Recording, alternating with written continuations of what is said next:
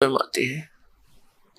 जब हम यहाँ दुखी देखे उस परमात्मा, क्योंकि जिसके बच्चे बेटा बेटी दुखी हो जाते हैं वो माता पिता चैन से नहीं रह सकते। पार ना बसावे वो अलग बात है, लेकिन रो तो सकते ही हैं। तो इसी प्रकार वो पिता हमारे लिए रो रहा है कि ये कहाँ फंस गए जाके इस नकली के। ये भगवान है, हाहाकार मचा हुआ है। एक वर्ष वर्षा ना कर परम पिता, या मर जाए सारे तड़प के। तो पुण्यात्माओं, ऐसे लोक में हम रह रहे हैं और निश्चिंत, क्योंकि हमें पता नहीं कि कोई और स्थान भी है जहां हम जा सकते हैं और वहां जाने की विधि कौन सी है। तो जब तक हम ये ज्ञान प्राप्त नहीं करेंगे कि कौन भगवान है, कहां से हम आए हैं, या क्यों मर और जन्म रहे हैं, एक सेकंड का कोई किसी को विश्वास नहीं। क्या बिजली गिर जा किसी ऐसे बसे बसाए घर पे, और बाकी के अपने आप को सुरक्षित समझते हैं। तो बाकी जो शेष सुरक्षित समझते हैं उन्होंने अपना क्या प्रोटेक्शन कर रखा है जो उन्होंने नहीं कर रखा था। तो वो प्रोटेक्शन भी दास बताएगा आपको कि कौन सा प्रोटेक्शन करने से आप पर ये घटनाएं नहीं घटेंगी। लेकिन यहां रह जाना भी मूर्खता ही होगी। फिर अब वो समय आ गया है कि हम उस लोक को जा सकते हैं जहां से हम बिछड़े हुए हैं, जहां हमें सब सुविधाएं उपलब्ध हैं। और वो लोक है सनातन परम धाम, यानी सतलोक, सचखंड। वहां जाकर के हम सुखी हो सकते हैं। तो जो प्रसंग चला है कि हम अलग अलग बना दिए इस काल ने, ये अब कलयुग में ही क्यों बनाए? पिछला इतिहास देख लो, कोई अलग मजहब था ही नहीं। जब परमात्मा को पता लग गया कि ये घने दुखी हो गए मेरे बच्चे, अब वो यहां इसलिए आना पड़ा क्योंकि यहां काल भगवान ने अपने तीनों पुत्रों रजगुण ब्रह्मा, सतगुण विष्णु, तमगुण शिव जी के अंदर एक एक गुण बना के युक्त कर दिए। जैसे मिर्च होती है, मिर्च उस गुण युक्त है, और जब मिर्च का छौंक लगता है रसोई में, किचन में, तो वहां से उसकी निर्गुण यानी निराकार इफेक्ट दूसरे कक्षों में भी होता है, दूसरे कमरों में बैठे हुए सदस्यों को भी होता है, और छींकें आनी शुरू हो जाती हैं। ना चाहते हुए भी, रोकने से भी नहीं रुकती, वो छींकें अपने आप आनी शुरू हो जाती है। इसी प्रकार इस काल भगवान ने अपने तीनों पुत्रों को एक एक गुण युक्त बना दिया। इनकी अलग से राजधानी ऊपर बना रखी है इस ब्रह्मांड में। वहां ये रहते हैं, लेकिन वहां से इनकी जो तरंग है वो हमें यहां आकर प्रभावित रखती है। तो जिस कारण से हम परमात्मा को भूल गए। बच्चा जब तक गर्भ में रहता है वहां इसके ऊपर तीन गुणों का प्रभाव नहीं रहता, और जो ये मां के शरीर से, पेट से बाहर आता है, आते ये तीनों गुण ऑटोमेटिकली प्रभाव कर देते हैं, अचेत हो जाता है। इसको नए सिरे से समझाया जाता है, तू कौन है, ये तेरा पिता कौन है, तेरी माँ कौन है, तेरा भाई कौन है।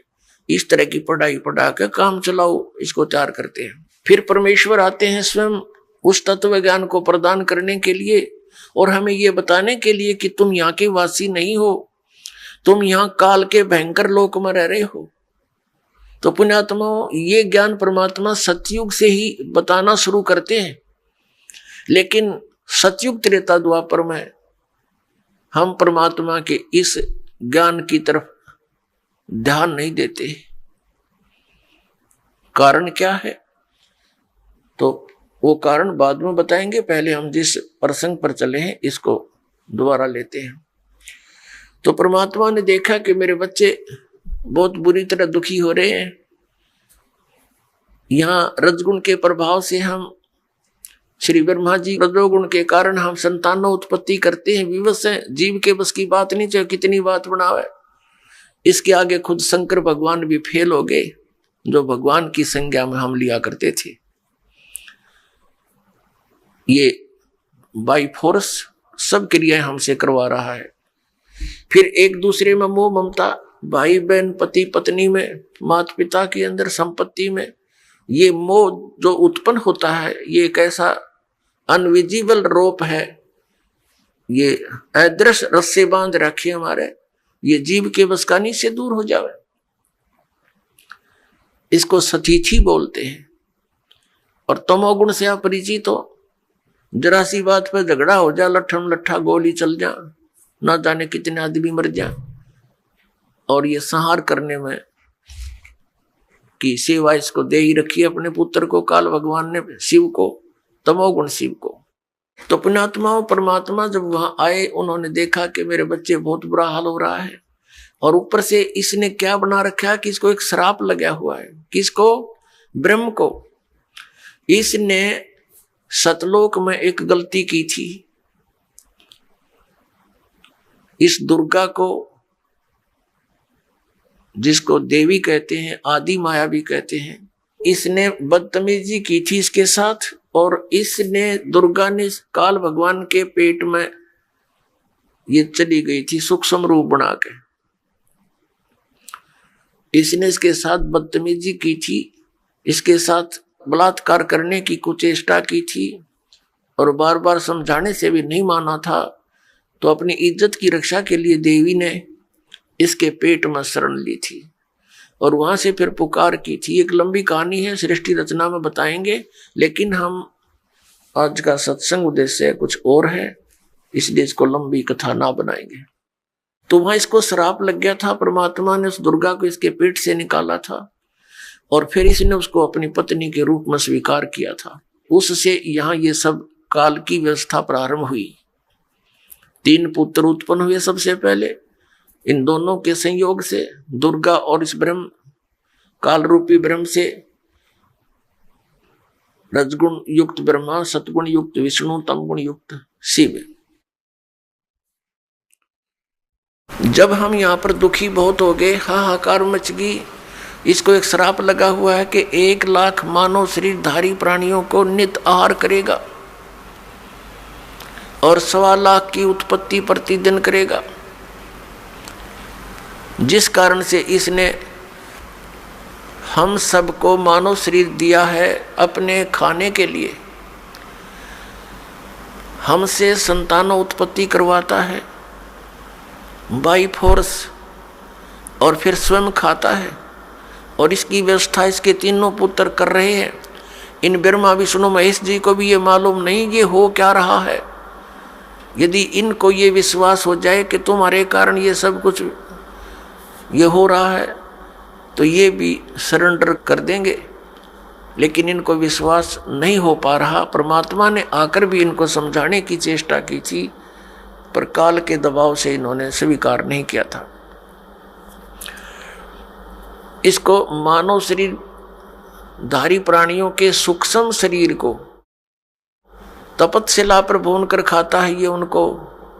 यानी मनुष्य के पूरे जीवन में जो भी ये प्राणी खाता है, पीता है, व्यसन करता है, उसका सूक्ष्म अंश सूक्ष्म शरीर के अंदर लिप्त हो जाता है। फिर वो आसानी से नहीं निकलता वो गंध। उसने एक व्यवस्था बना रखी है, एक तपस्या बना रखी है, कुकर। उस कुकर में डाल देता है और उनको तब तक उबालता है जब तक उनसे वो गंध ना निकल जा। जीव मरता नहीं, लेकिन वहां जब उबालता है बुरी तरह तड़पते हैं, बुरा हाल कर लेते हैं। और उसने टाइम फिक्स कर रखा, उसके बाद फिर वो अपने आप वहां से खोल देता है कुकर को। यानी उसकी शब्द शक्ति से वो कुकर खुलता और बंद होता, यानी वो प्राणी उड़ जाते हैं आकाश में और उनसे निकले हुए गंध को ये आहार करता है। आप देखते हैं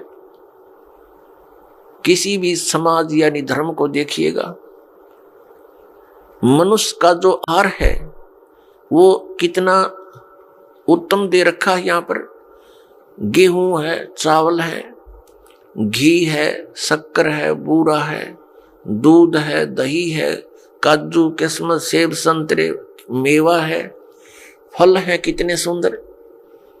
इन सब को त्याग के मांस खाना प्रारंभ कर देता है।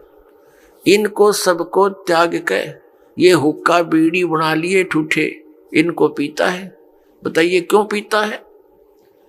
क्योंकि ये काल मन रूप में सब में विद्वान हो गया और इसने ही ये सब क्रियाएं करवानी है ताकि इसका चटपटा आहार बने और जिससे इसका जो भोजन है वो स्वादिष्ट बन जावे। हमें वह भून कर खाता है, जीव मरता नहीं। अब यहां आपके मन में एक शंका उत्पन्न होगी कि भाई इसको श्राप दिया किसने? हमारे पिता ने, परम पिता ने, सतपुरुष ने, कबीर देव ने। तो फिर यहां भी शंका उत्पन्न होगी क्योंकि अभी तक ये तत्व ज्ञान आपने सुना नहीं। बाकी जो ज्ञान आपने परंपरागत सुने हैं उनमें आपको कोई डाउट रहा नहीं, चाहे वो कैसे भी हो। और ये नया ज्ञान सुनते हैं तो ढेर सारी शंकाएं मन में उत्पन्न हो जाती है, स्वाभाविक है। अब आपके मन में ये आवेगा कि तो फिर भगवान ने इसको श्राप दे ही दिया, वो श्राप ही नहीं देना चाहिए था।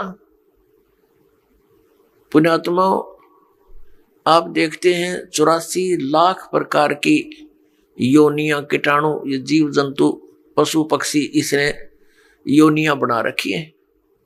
यदि परमात्मा इसको ये श्राप नहीं देता तो ये मानव शरीर नहीं देता आपको, और मानव शरीर नहीं देता तो आप कभी भी स्वदेश नहीं जा सकते थे।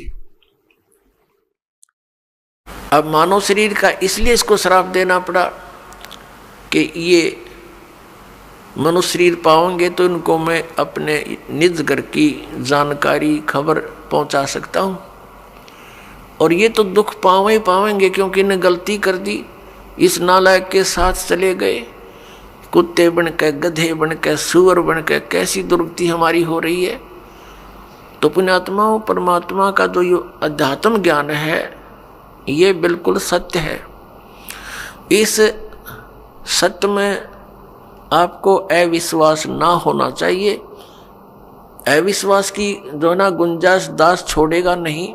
यदि आप धैर्य पूर्वक इन सत्संगों को, दास के वचनों को, जो गॉड गिवन है, परमात्मा के दिए हुए परम अक्षर ब्रह्म के, सत्य पुरुष के, वो आपको सुनाता हूँ। ये किसी डूम भाट के गीत दास नहीं सुनाता, उस परमात्मा का दिया हुआ ज्ञान आपके रूबरू और सभी सदग्रंथों से मेल करके आपके समक्ष प्रमाणित करता हूँ।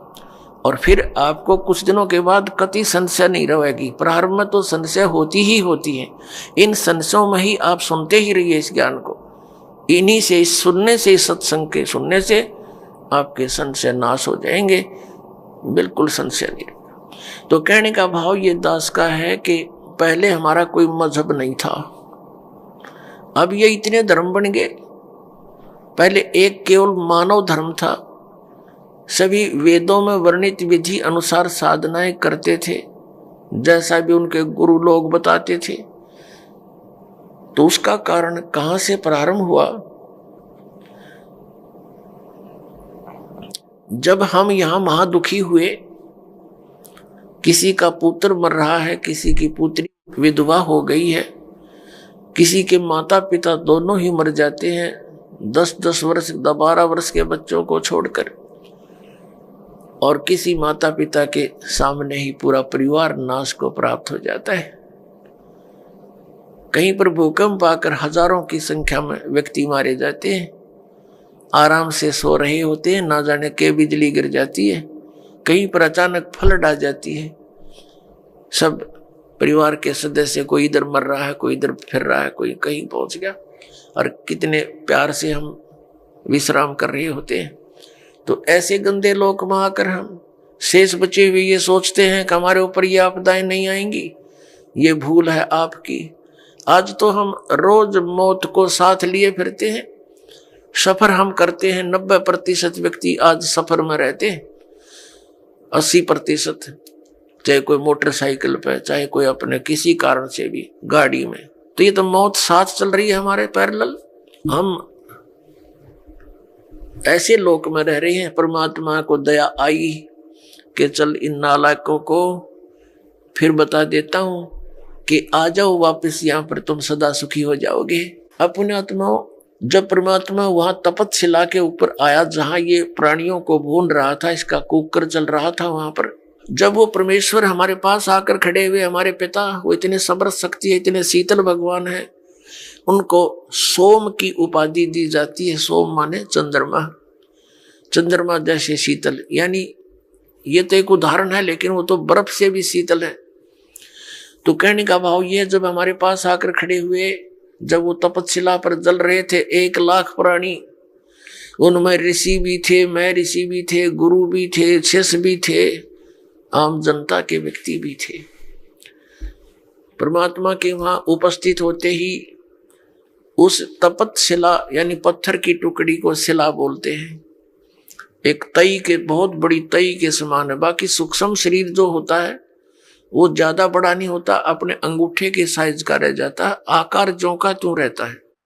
जिस भी शरीर से आप निकल कर गए हो, जब तक आपको दूसरे शरीर में नहीं डाल देता, नहीं आपका दूसरा शरीर नहीं मिलता, तब तक आपका वैसा ही शरीर रहेगा। चाहे आप पितर रूप में रहो, चाहे भूत रूप में रहो, या वैसे भटकते रहो कहीं पर, या स्वर्ग आदि में रहोगे। स्वर्ग के अंदर जाने के बाद फिर आपको नए सिरे से शरीर मिलता है, वहां अलग से शरीर फिर आपका बहुत लंबा चौड़ा और बड़ा बन जाता है।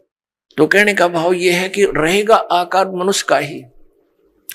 तो जब ये दूसरे शरीर में पशु पक्षी के में चला जाता है, तो फिर उस पशु वाला ही शरीर आपका रहेगा। जब उससे निकल जाएंगे तो नेक्स्ट में प्रवेश होगा तो उस जैसा ही हो जाएगा। फिर मनुष्य शरीर में आएगा तो मनुष्य जैसा ही, मनुष्य के अंदर जो आपका जीव आएगा उससे निकलेगा तो फिर भी वो मनुष्य जैसा ही रहेगा। ऐसा होता है। तो इसको ये बहुत थोड़े ही स्थान पर लाखों की संख्या में बैठ सकते हैं।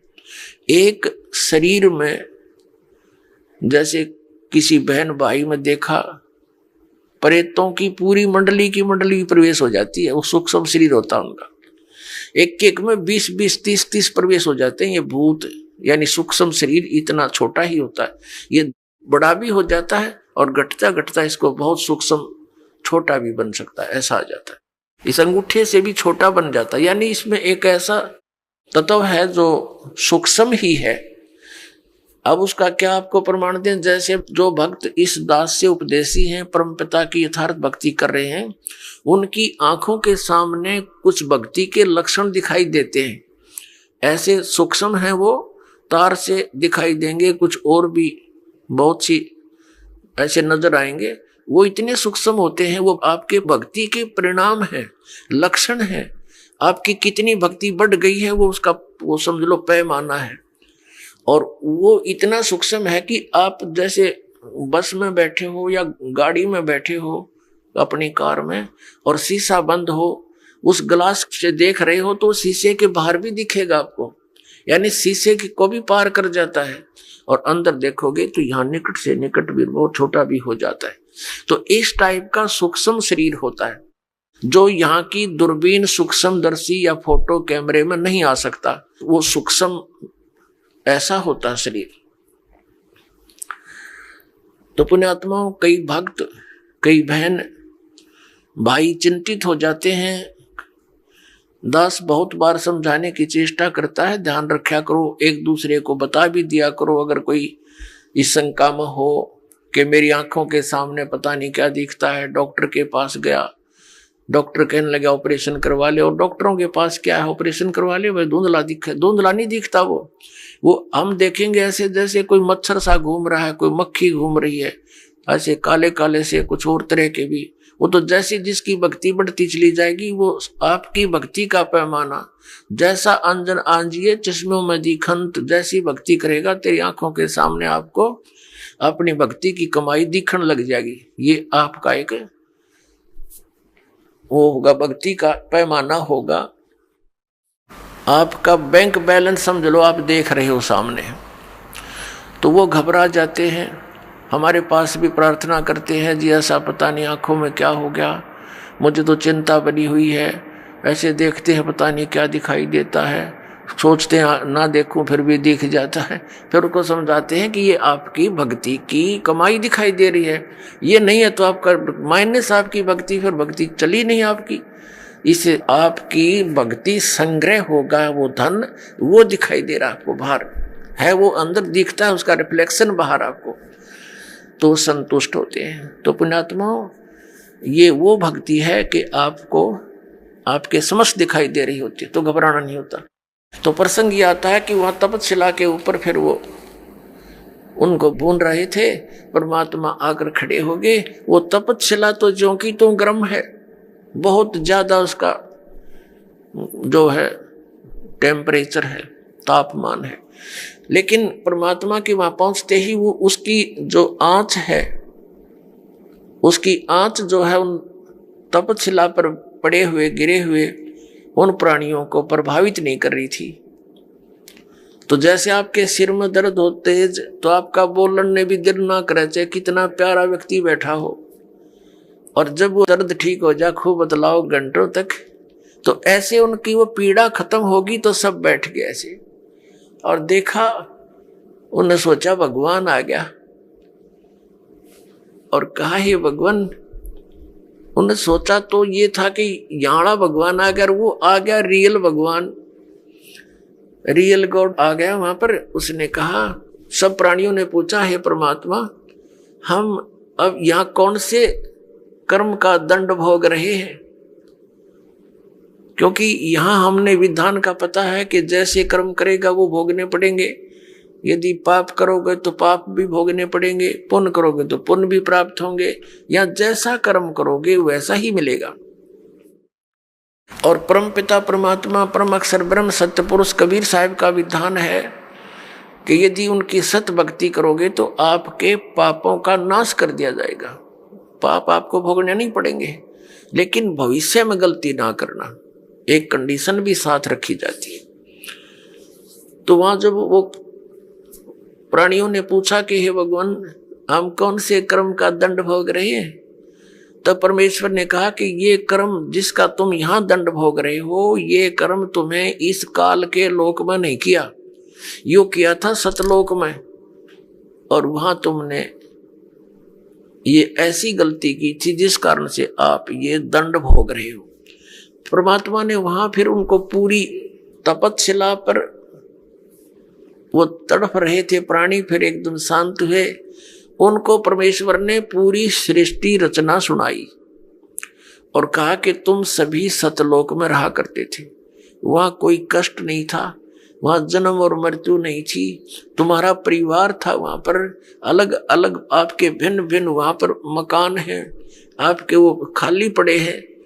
अपने आत्माओं, यहाँ प्रत्येक व्यक्ति की ये एक नेचर है हमारी मनुष्य की कि हम कोठी बनावे तो बहुत बड़ी बनावे, बहुत बड़ी हो, आगे पार्क भी हो और झूले झाले भी डल रहे हो, यानी सब तरह की सब सुविधाएं, फुहारे छूट रहे हो, झरने बना रखे हो, तालाब बने हो नहाने धोने का, लेकिन ये हमारे से नहीं बन पाते हैं, वो अलग बात है। तो ये सब सुविधाएं आप जी को वहां सतलोक में है, और वहां आपका परिवार था, और पूरा का पूरा बहुत बड़े बड़े मकान आपके वहां पर हैं, नूर के महल हैं, नूर के बाग हैं आपके, अलग अलग प्रत्येक वहां हंस के परिवार का एक बहुत बड़ा लंबा चौड़ा व्यवस्था है। और वहां सदाबहार बाग बगीचे हैं, वहां पर सब अमृत आहार है, दूध और दही आदि के वहां सरोवर भरे रहते हैं। अपनात्मा वहां कोई भी पदार्थ खराब नहीं होता। जैसे ये गंगा एक दरिया है अपने भारतवर्ष में, इसका जल कभी खराब नहीं होता, और आज तक वैज्ञानिक ये अपने आप में सोचे हैं भगवान है नहीं, ये नहीं बता सके कि ये क्या कारण है। हिमालय से कितनी दरियाएं आ रही हैं, उसके जल को कितने दिन रखो आप खराब नहीं होता। ये एक सैंपल है सतलोक के पदार्थ का। ये सतलोक से आई है ये गंगा, और सतलोक से आई है ये निरंजन काल के लोक में, फिर आई है ब्रह्मांड में, जहां ये काल का एक टॉप, ब्रह्मांड के शिखर में टॉप में इसका अलग से एक गुप्त स्थान है। ये पहले वहां आकर गिरी, वहां इसने इसका बहुत बड़ा सरोवर था, वो 6 महीने में भरा, वहां से फिर आई विष्णु के लोक में, वहां का सरोवर भरा। उसके बाद फिर आई है शिव के लोक में। यहाँ जो इस काल का पुत्र है शिव, उस शिव के लोक का भी एक जटा कुंडली डैम है, एक बहुत बड़ा सरोवर है। वो 6 महीने में फुल हुआ वो भी। फिर वहां से फिर ये ओवरफ्लो होकर वहां से चली, वहां से आ रही है। ये इसके आने का तरीका दूसरा है। जैसे समुद्र से यहाँ वर्षा जो होती है, तो समुद्र का जल कैसे वहां से चलता है, वाष्प बनकर उठा, बादल का रूप धारण किया, करोड़ों टन जल ऊपर आकाश में बगैर किसी सपोर्ट के उसका रूप बदल दिया परमात्मा ने। बादल का रूप बन रहा है, करोड़ों टन वाटर है और आराम से आसमान में निरालंब है, और फिर आके बरसन लग गया। तो ऐसे ही ये वहां से सूक्ष्म रूप से गंगा वहां से शिव के लोक से गिरती है, वाष्प रूप धारण करती है। इसकी वाष्प का एक निर्बाध वे है, वो सीधा आकर के हिमालय के उस स्थान पर आकर बर्फ रूप में बन जाती है, और वहां से मेल्ट होकर के वो कंटिन्यूस नीचे आ रही है। तो ये सैंपल है उस परमात्मा के सतलोक के पदार्थों का। वहां कभी यहां भी खराब ना होती से गंदे लोक में, वहां तो बड़ा स्वच्छ स्थल है। तो परमात्मा ने सारी सृष्टि रचना बताई कि पुत्रों बच्चों, तुमने एक भयंकर भूल करी थी। ये काल भगवान वहां तपस्या कर रहा था, तो तुम उस पर आसक्त हो गए। और वो तपस्या कर रहा था कि मुझे अलग स्थान चाहिए। सत्ययुग तप इसने एक किया, उसके प्रतिफल में परमेश्वर सत्य पुरुष ने, कबीर साहिब जी ने इसको 21 ब्रह्मांड प्रदान कर दिए। तप से राज्य प्राप्त होता है। इसने फिर सत्ययुग तप किया। फिर परमात्मा ने पूछा कि तू क्या चाहता है। इसने कहा जी भगवान मुझे कुछ कंस्ट्रक्शन करने की सामग्री दे दो, मटेरियल दो। ये ब्रह्मांड 21 ब्रह्मांड तो ऐसे हैं जैसे खाली प्लाट पड़े हो। परमात्मा ने इसको 5 तत्व और 3 गुण प्रदान कर दिए कि ले तू अपना खेल ले खिलौना। तो इसने सोचा कि कंस्ट्रक्शन भी कर लूंगा, मकान बना लिया प्लाट में, फिर मैं अकेला इनमें करूंगा क्या, मेरे साथ कुछ प्राणी भी होने चाहिए। इसने फिर तप शुरू किया। तब इसने क्या मांगा कि भगवान मुझे कुछ जीव दे दो। 64 युग जब तप कर लिया, परमात्मा ने पूछा कि अब क्या चाहता है, जो मांगा तुझे मैंने दे दिया। तब इसने कहा कि परमात्मा कुछ आत्माएं दे दो, मेरा अकेले का दिल नहीं लगता। तब परमेश्वर ने कहा था देखो भाई, तेरे तप के बदले में और कोई प्लाट चाहिए ले ले, लेकिन ये आत्मा मेरी अंश है, नहीं दूंगा, क्योंकि ये सब मेरे ही शरीर से उत्पन्न हुई है, मेरे वचन से उत्पन्न हुई है, मेरे बच्चे हैं। अपने आत्मा जिसका लाग गया वो जाने। जैसे इन बहनों से पूछ कर देखो, पिता में भी ममता इतनी नहीं बनती बच्चों में जितनी मां में बनती है। एक बहन को एक बच्चा हुआ, उसके ना हाथ ना पैर ना सिर, एक रसोड़ी सी, और थोड़ी देर तड़फा और खत्म हो गया। उसके लिए भी बुरी तरह रो रही है, टक्कर मार मार के, हाय मेरा बच्चा, हाय मेरा बच्चा। अब इसी प्रकार हम परमात्मा के बॉडी से निकले हैं, उसके वचन से। और पुण्यात्मा जो ये लोग कहते हैं, कुछ दिग्भ्रष्ट व्यक्ति आचार्य पद प्राप्त करके, गुरु पद प्राप्त करके, इन्होंने ठेका ले रखा है जनता को गुमराह करने का और शास्त्र विरुद्ध ज्ञान बताने का। ये कहते हैं जीव ही परमात्मा है और अस्तित्व है ही नहीं। अब जैसे ये साथ में उदाहरण भी लेते हैं तुलसीदास कृत रामायण की चौपाइयों का। गोस्वामी तुलसीदास जी ने भी कहा है कि ईश्वर अंश जीव अविनाशी। ईश्वर का अंश है ये जीव, लेकिन ये है अविनाशी। अब अविनाशी की रचना अविनाशी ही होती है, तो परमात्मा का अंश है ये जीव, उसने अपने वचन से सभी आत्माओं को रचा था। तो कितनी ममता उस परमात्मा की आपके अंदर। आप तो समझ नहीं सकते इस बात को, क्योंकि आपने यो ज्ञान कदे सुना ही नहीं। यदि सतलोक और सचखंड की महिमा सुनाने वाले ये नकली पंथ थे, ये राधा स्वामी और ये सच्चा सौदा वाले और ये जय गुरुदेव वाले और ये निरंकारी जनोद वाले, ये सारे नकली थे। न कख नहीं पता सतलोक और सचखंड का। ये काल प्रेरणा से काल ने पहले भेज दिए थे कि इतना रोड़े रड़ा दूं उस सतलोक और सचखंड के ज्ञान को कि कोई सच्चाई बताने वाला आवे सतलोक तय तो इनका पल्ला पड़ा ही नहीं, कुछ भी इनके गले उतरे नहीं। ये सारा सुनियोजित तरीके से इसी समय किया गया इस काल ने।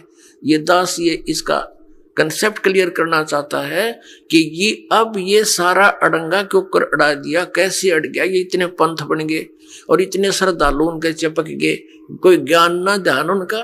क्योंकि ये काल प्रेरणा से और काल के प्रभाव से, मन काल है सबके अंदर और ये काल मन के रिपोर्ट से चलता है, ये मन काल के रिमोट से। और तो ये सब फटाफट वहां भेज दिए, वह धक्के मारन ये हंगे जावा उड़े और हम यहाँ पलका बिछाए बैठे हैं, सारी सुविधाएं देते हैं, यहाँ नौकर ना वहां के दे रहा है, वहां से भर ली जोड़ी तुमने। कोई 20 वर्ष धक्के खा के, कोई 30 वर्ष धक्के खा के नास्तिक होने के कागार पे पहुंच गया मानो। तो परमात्मा ने कहा कि भाई ये मेरी आत्मा है, ये मैं नहीं दे सकता तेरे को किसी कीमत पर भी, ना तेरी किसी जपते ना तपते। फिर मालिक को पता था कि हम उस लोक में रहने योग्य नहीं रहे थे। क्यों नहीं रहे थे? क्योंकि जब ये तपस्या कर रहा था ये एक पैर पे खड़ा था और हम इस पर आसक्त हो गए। ओह देख कितने दिन हो गए इसको यहाँ खड़े रहे, ओह, यानी हमारी इसके अंदर एक कसक बन गई, ये एक बुराई हमारे घर कर गई। हमने अपने पिता से, अपने मालिक से हृदय हटा दिया और इसके अंदर जोड़ दिया।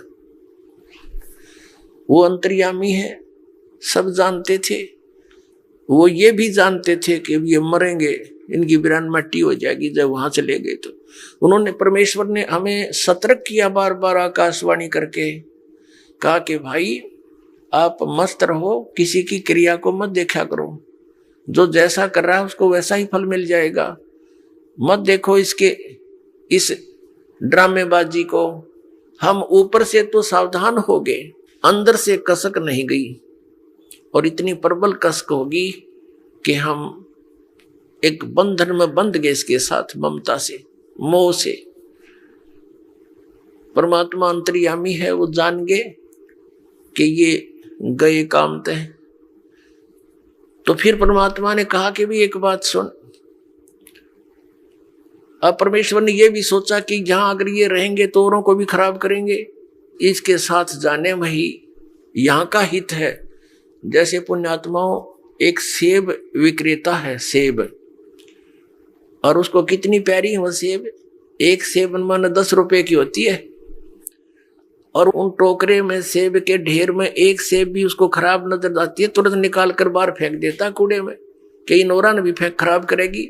वो उसका शत्रु नहीं, लेकिन उसको पता है कि और घना नाश कर देगी या मेरा एक इसके ऊपर चिपक लालच करता रहा तो वो देर नहीं करता, उसको निकाल कर तुरंत बाहर कूड़े में फेंक देता है, फिर उसको सूअर खाते हैं। तो परमात्मा के हम कितने प्यारे थे, लेकिन हम उस सेब की तरह खराब हो गए, तो हमारा वहां से निकालना अनिवार्य हो गया था। अब क्या हुआ कि इस काल ने जब ये कहा कि भगवान मुझे कुछ आत्मा दे दो, परमात्मा ने मना कर दिया। फिर कहा कि देखो एक शर्त पर दे सकता हूं, यदि कोई सब इच्छा से तेरे साथ जाना चाहता है तो मैं भेज दूंगा, वैसे मैं नहीं भेजूंगा।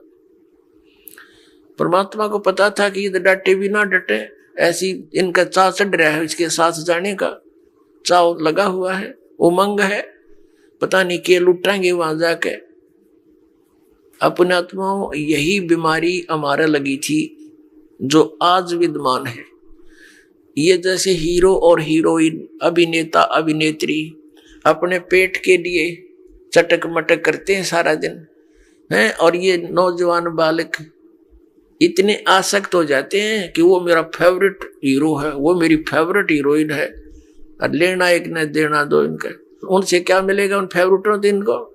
अब जैसे यहाँ बरवाला में आ जाए कोई हीरोइन या हीरो है, ये फिल्मी नेता अभिनेता, ये देखो नौजवान बच्चों को जिसने भी पता चलेगा वही रोटी खाता होगा, रोटी खाता छोड़ दे मैंने खाना, और फट दे भाग लेगा अपना व्हीकल या जो भी साधन उपलब्ध है, और वहां देखेगा 1 किलोमीटर दूर खड़े न मंच के ऊपर, अन्नो देखे जाएंगे वो खड़ी, सारा दिन धक्के खा के वापस आ जा, कह दिया उस खड़े खड़ी ने तुम्हारे को।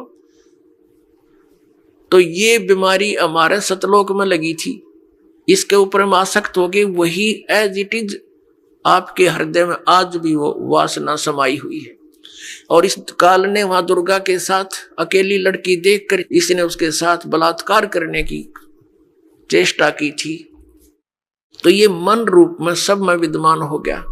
और यही दशा आज सभी प्राणियों की हो रही है कि 90% तो अवश्य से प्रभावित होते हैं। कुछ पुण्य आत्माएं हैं वो अपना बहुत विचार करके अपने मन को रोक लेते हैं, वो अलग बात है। तो कहने का भाव यह कि जो ये बुराइयां हमारे घर की इस काल के कारण, और जो वो ड्रामा हमने देखा उसके कारण हम इतने आसक्त हो गए। अपने आत्माओं, जब काल को कहा भगवान ने कि भी जा तू इनसे पूछ ले, जो तेरे साथ जाना चाहते हैं सब इच्छा से मैं भेज दूंगा। ये सृष्टि रचना सुना रहे परमात्मा दास, सिर्फ एक सिंपल सी सुना रहा। आज का जो विषय है कि ये मजहब क्यों बन गए और ये नकली पंथ क्यों चल गए, ये पहले ना चले, इस विषय को, इस कंसेप्ट को क्लियर करने के लिए अभी तो भूमिका बनाई जा रही है। ये सृष्टि रचना दास कंप्लीट नहीं सुना पा रहा है क्योंकि समय के अभाव से।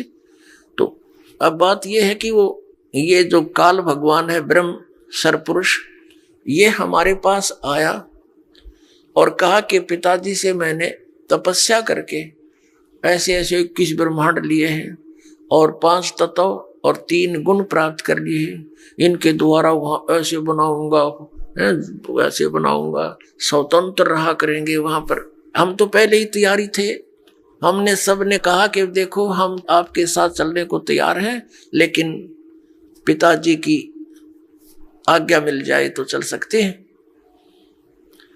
तो उसने आकर के परमात्मा से बताया कि हे प्रभु, कुछ आत्माएं मेरे साथ जाने को तैयार हैं, आपकी आज्ञा चाहते हैं। परमेश्वर कहने लगा मेरे साथ चल, मेरे सामने हाँ भरवा दे, मेरे सामने उनकी सहमति करवा दे, तब मैं भेजूंगा। परमात्मा और ये काल, ये ब्रह्म सरपुरुष, ये वहां आया। परमेश्वर ने पूछा भी जो भी इसके साथ जाना चाहते हैं हाथ खड़ा करो, स्वीकृति दो अपनी। अब परमात्मा के सामने सब लज्जित हो गए कि अपने मालिक के सामने कैसे कहें हम इसके साथ जाएंगे, नीचे गर्दन कर ली, सन्नाटा सा छा गया। तो परमेश्वर ने कहा कि देख भाई, तू तो कह रहा था तेरे साथ कुछ जाने को तैयार है, कोई बोल नहीं रहा, क्या तू झूठ बोल रहा था? तो उसी समय एक आत्मा खड़ी हुई और उसने खड़ा होकर कहा कि पिताजी मैं जाना चाहता हूं इसके साथ। अब उसके खड़ा होते फिर हमने सोचा कहीं ये अकेला लूट ले सारा कुछ, हम रह गए पीछे, तो हमने भी दोनों हाथ खड़े कर दिए। हम भी जैसे क्लास में बच्चे होते हैं ना, एक टीचर प्रश्न पूछता है तो डरता डरता पहले 1-2 हाथ खड़ा करा कर, फिर सोचे कदे हमने पिटाई हो जा, हम भी करते, किसी ने कुछ नहीं आता वो भी हाथ खड़ा कर दिया कर। तो ऐसी दशा होगी हमारी। परमेश्वर ने कहा भी ठीक है, जो भी तेरे साथ जाने की इच्छा रखते हैं इन सब के नंबर मेरे पास हैं, आप जाओ अपने ब्रह्मांड में। ये 21 ब्रह्मांड पहले सतलोक के अंदर ही थे। जैसे दिल्ली के प्रधानमंत्री जी अपने पुत्र को कोई प्लाट दे दे बाहरी दिल्ली गांव में, यानी हरियाणा या इधर राजस्थान के बॉर्डर पे, ऐसे ये प्लाट वहां दे दिए थे इसको 21 ब्रह्मांड। ये वहां घूम रहे थे खाली। तब परमात्मा ने कहा ठीक है, अभी तू जा अपने प्लाटों में, मैं भेजूंगा इनको, अपने हिसाब से भेजूंगा, ऐसे नहीं, मेरा विधि अलग होगी तेरे साथ भेजने। तो उन सभी आत्माओं को जो वहां पर नर आकार थे, सूक्ष्म बीज रूप बना दिया। परमात्मा जो चाहे सो कर ही। पुण्यात्माओं, अभी तक हम खासकर इस कलयुग के इस थोड़े से दौर में भगवान के अध्यात्म मार्ग से कोसों दूर हो चुके हैं। यदि कोई भगवान की लीला सुनाता है, हमें अटपटी सी लगती है, हम उसको स्वीकार करने को तैयार नहीं होते। हमारे स्वीकार ना करने से भगवान की महिमा या वो लीलाएं झूठी नहीं हो सकती। जैसे जब हम छोटे छोटे थे उस समय क्या देखा करते थे, ऐसे तगड़े तगड़े बूढ़े बुजुर्ग, और उनके विषय में बताया करते थे ये 5 मन 40 किलो का 1 मन होता है, यानी 200 किलोग्राम वजन को सिर पे रखकर, और लकड़ी की सीढ़ियां, खड़ी सीढ़ियां होती थी, खड़ी लकड़ की, एक तो पौड़ी होती है ऐसे, तो वो खड़ी पौड़ी होती थी, और छत पर मिट्टी डालते होते थे, कच्ची मिट्टी छत देते थे नए मकान। कहते हैं ये 200 किलो वजन को, उसके बड़े बड़े टोकरे होते थे, झाले बोला करते उनको, उसको भरकर इसके सर पर रख देते थे इनका, और ये ऊपर चढ़ कर और वहां डाल आते थे। अब ये बात और 100 साल के बाद अगर कोई कहेगा ना, उसने मूर्ख बताया करेंगे, राम आंखों देख रखे, क्योंकि और 100 साल में तो देख लो, इब कोई 10-50 किलो वजन ठानी आदमी नहीं रह रहा, और आने वाले 100 साल में तो इतनी प्योद रह जाएगी, और 10-12 किलो ठानिया व्यक्ति नहीं पाओगा, ऐसी स्थिति आ जाएगी इस प्राणी की। इतना घट गया हमारे सतर, प्रदूषण के कारण शरीर की शक्ति लॉस होती जा रही है। और इससे और पीछे जाए तो और तगड़े तगड़े व्यक्ति थे, भीमर की कथा सब सुने तो कोना सिर गले उतरती, और वो सच्ची थी सारी। ये तो ही एक बल के आधार से, एक आध्यात्मिक बल अलग होता है। अगस्त ऋषि जी ने 7 समुद्रों को एक ही घूंट में ऐसे चुलू उठाई थी और ऐसे पी लिया था, खाली हो गया था ये बिल्कुल। इसमें ये मगरमच्छ तड़पते दिखाई दे थे, और फिर प्रार्थना की गई, हे ऋषि जी ये तो सब बुरा हाल हो जाएगा, यहाँ का बैलेंस बिगड़ जाएगा, आप भी नहीं रहोगे क्योंकि पृथ्वी पर वर्षा का अभाव हो जाएगा, सब प्राणी मर जाएंगे। तो फिर उसने कहते उल्टा ही कुरला कर दिया, ये पूरे मर गए।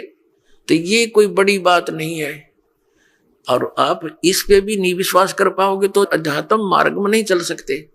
इन कलियुगी ऋषि, नकली गुरुओं ने, महर्षियों ने जो हमें भगवान की इन कथाओं से दूर कर दिया कि ये झूठी है, ऐसा नहीं हो सकता, द्रौपदी की साड़ी नहीं बढ़ सकती, ये इस तरह की बकवाद गढ़ दी, जबकि ये सारी सच्चाई है। परमात्मा जो चाहे वैसा कर दे, उसके एक वचन में सारे ब्रह्मांड उत्पन्न हो गए, तो वो क्या नहीं कर सकता।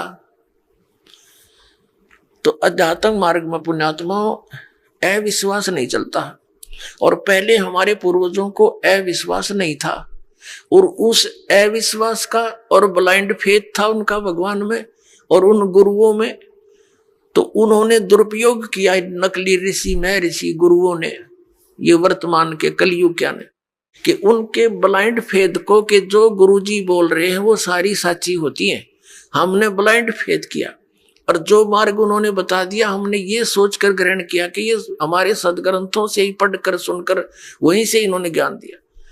तो इन्होंने सब मिसगाइड कर दिया, वो सब दंत कथा सुना दी, और भक्ति विधि शास्त्र अनुकूल ना रहने से हमें प्रभु परमात्मा से मिलने वाली सहायता बंद होगी। तो अब हम ये सोचते हैं कि ऐसा कभी हो ही नहीं रहा, हम सब कुछ कर रहे हैं। अब आप इस मार्ग पर लगोगे, जो दास आपको मंत्र देगा, आप सत भक्ति करोगे सच्ची नियत, फिर देखना आपके के क्यों होगा, फिर आपको विश्वास होने लग जाएगा कि परमात्मा सब कुछ कर सकता है। आपको देखो, जैसी आपकी श्रद्धा और भक्ति बढ़ती चली जाएगी, उतना ही मालिक आपके निकट आओगा, और परमात्मा की पावर से तो कुछ भी हो सकता है। अब जैसे एक जैक होता है, जैक इतना को सब सारा लोहे का जुगाड़ सा, जिसने उसके फंक्शन का ना पता हो और कोई ये कहे कि ये जैक 250-300 क्विंटल यानी 3-4 टन के ट्रक को इंक्लूडिंग उसके वजन उसके वेट के, और वो इतना ऊंचा उठा दे 1 फुट, तो कैसे दच्चा किसी व्यक्ति का दच्चा या जिसने उसका फंक्शन का ना पता हो, और उसने लगा के देखो 2-4 पे घुमा दे, इतना ऊंचा उठा दे, सारे के सारे ने जो बजरी का भरा हो सारा वो ट्रक और ऊपर उठा दे वो। तो ऐसे परमात्मा की वो वर्ड पावर है, यानी उसकी शब्द शक्ति है, वो सारे ब्रह्मांडों को उठा के छोड़ दिया और उस शब्द शक्ति से चल रहे हैं, घूम रहे हैं, अपनी अपनी क्रिया कर रहे हैं। वो जैक है परमात्मा का, ये समझो। तो इस मार्ग में आप जी को अब पुनः ब्लाइंड फेथ करना पड़ेगा, लेकिन ब्लाइंड फेथ करने से पहले आपने इस मार्ग को जैसे दूध का जला हुआ फूंक मारता है लस्सी को, ऐसे ग्रहण करना। आंखें बंद करके ग्रहण नहीं करना, लेकिन इसको ग्रहण करके फिर आंखें बंद कर लेना। कहने का भाव यह है कि फिर अग्रम अग्रम ना करना, यू नाम लेने पीछे। इस दीक्षा लेने से पहले आप खूब ट्राई करो और खूब परीक्षण करो, सब जो दास बताता उसका प्रमाण देखो, और फिर आंखें बंद करके उपदेश ले लो, और फिर आंखें ही बंद रखना, यानी ब्लाइंड फेथ करना, पूर्ण विश्वास करना दास के एक एक शब्द पर, फिर आपकी भक्ति चलेगी। अब तो आप आते हो दूध के जले हुए, और फिर यहां फूंक मारते हो लस्सी को भी, कोई बात नहीं, कुछ दिन के अंदर आपको अपने आप डिफरेंशिएट का पता लग जाएगा। और खूब ट्राई करो पहले, फिर बाद में अगन बगन करोगे तो भगवान का लाभ मिलना बंद हो जाएगा। दीक्षा लेने के बाद यदि आप दास के वचनों में अविश्वास करते हो, आपका नाम नहीं रहेगा। कह कबीर सुनो भी साधो, मैं तो हूं विश्वास में। अब उस परम पिता परमेश्वर परम पूज्य कबीर जी, जो एक जुलाहा जाति में, एक झोपड़ी में रहने वाला, एक धोती लंगोटी में रहने वाला, और उसको भगवान मानना बालकों का खेल है, लेकिन वो परमात्मा है और थे और रहेंगे, क्योंकि हम समझ नहीं सके। अब उसको कोई परमात्मा मान सकता है? जब दास ने प्रारंभ में कहना शुरू किया तो लोग मजाक किया करते थे कि देख यो भी दानक हो गया। अरे भले हुए क्यों, हम तो लेट हो गए, दानक कौन में, हमने तो पहले होना चाहिए था जब पता लग जाता था। कहने का भाव ये था कि दानक का अर्थ है कबीर पंथी। उस कबीर पंथ परमात्मा परमेश्वर के द्वारा दिए हुए वे ऑफ वर्शिप पे, उस रास्ते पर चलने वाले तो हमने पहले बन जाना चाहिए था। हमारे दादे परदादों ने बन जाना चाहिए था। वह भूत बने फिरे नकली संतों और पंथों, इन गुरुओं के शास्त्र विरुद्ध ज्ञान को सुन सुनकर अरीब उनके श्राद्ध निकलवावे, वह भूत बने फिरे आप खावे, क्योंकि तुम्हारे पिताजी स्वर्ग में दुखी हो रहे हैं। अरे स्वर्ग की तो हो गया जहां दुखी हो रहे हैं, लोग ना नरक में डलवा दिए उल्टी साधना करवा के, और फिर आप पेट भरे और श्राद्ध के तुम्हारे पिताजी खावे। वाह भाई वाह। तो कहने का भाव ये पुण्यात्माओं, शास्त्र विरुद्ध साधना करने से हम बहुत हानि उठा चुके हैं।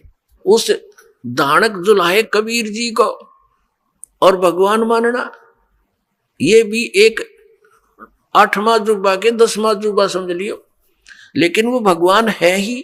हमारे ना मानने से उनकी वो प्रभुता समाप्त नहीं हो सकती, क्योंकि हम नहीं पहचान पा रहे लाल है ये, हमें विश्वास नहीं हो पा रहा, तो ये हमारी बाल बुद्धि का ही परिणाम है।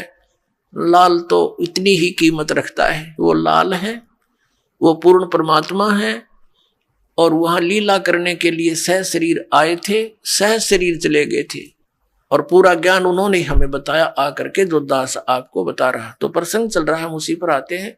तो इसी प्रकार जब आप जी दीक्षा ले लेते हो, उसके बाद फिर दास जो वचन बोलता है और आपके मन में अविश्वास उत्पन्न होता है, तो आप कमजोरी में आ चुके हो, क्योंकि आप कितने दिनों से भक्ति कर रहे होगे, जब से जन्म हुआ। पवित्र हिंदू धर्म में तो शायद कोई ही व्यक्ति ऐसा होगा द नास्तिक जो भगवान नहीं कहता हो या उसको नहीं मानता हो। वैसे तो मुसलमान धर्म में भी भगवान अल्लाह वो सभी मानते हैं, ईसाई धर्म में भी मानते हैं, हिंदू धर्म में भी मानते हैं। और आप कितने दिन से ज्ञान सुनते आ रहे हो, और दास जो भी ज्ञान आपको सुना रहा है उनके एक पॉइंट को क्लियर करने के लिए 3-3, 4-4 प्रमाण देता है। और पहले आपने जो अज्ञान सुन रखा था उसका कोई सिर पैर नहीं और आपको स्वीकार्य था। अब ये क्यों अग्रम अग्रम इतनी हो रही है आपके माइंड में, काल को ये चिंता बनी रहती है कहीं ये इस मार्ग पर दृढ़ ना हो जा और इसका बेड़ा पार ना हो जा, तेरे हाथों से ना निकल जा। तो पुण्यात्मा, उपदेश लेने से पहले दास ने बहुत सुविधा उपलब्ध कर रखी है। जिन दिनों में सत्संग होता सत्संग सुन करो। फिर परमात्मा ने दया बख्श रखी है एक पवित्र टीवी चैनल पर, उसने साधना के ऊपर शाम को 8 बजे सत्संग आता है, वहां सुनते रहो। कहने का भाव ये है कि आप जी पहले कति कंसेप्ट क्लियर करो, जब आओ यहां पर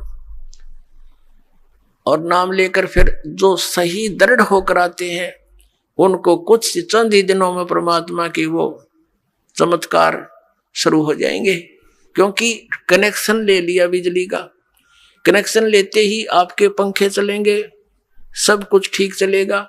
यदि कनेक्शन लूज हो गया, ना पंखा चलेगा ना कोई और सुविधा उस पावर से होगी, जो पावर सत्र का काम है तो पावर से ही होगा। तो इस प्रकार आपका अगर कनेक्शन लूज रह गया, यानी आपका नाम खंडित हो गया, तो मालिक की पावर आपके घर पर या आपकी बॉडी में काम नहीं करेगी।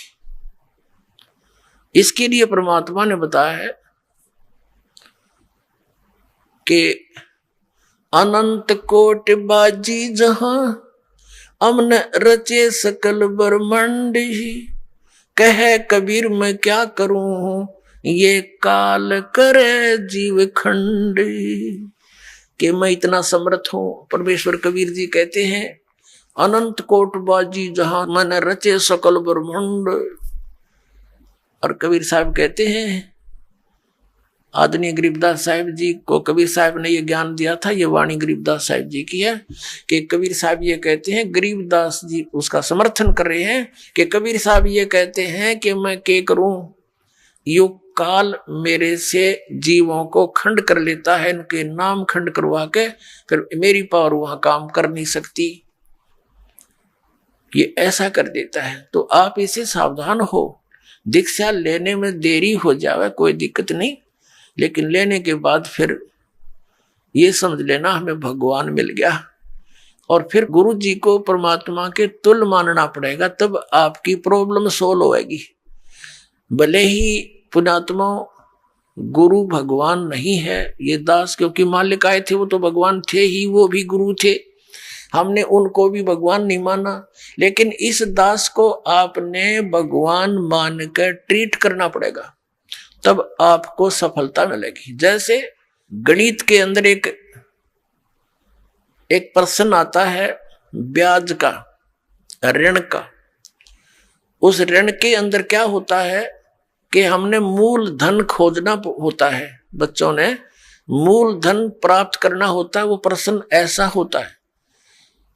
तो उसके अंदर मानना पड़ता है, मान लीजिए मूल धन 100 रुपये, वो मूल धन 100 रुपये होता नहीं, वो तो करोड़ों की संख्या में होता है, लेकिन वो करोड़ों की संख्या की राशि वाला मूल धन हमें तभी उपलब्ध होगा जब हम 100 रुपये को मूल धन मान लेंगे।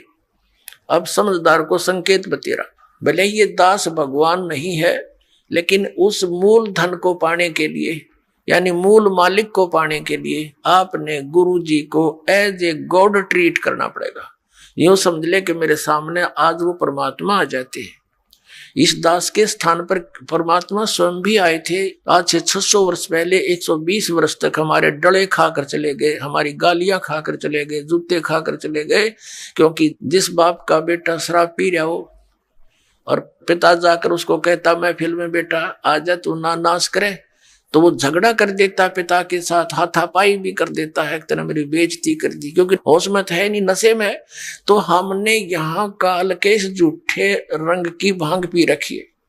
कबीर ये माया अटपटी सब गट आन अड़ी, और किस किस न समझाऊं या कुआ भांग पड़ी।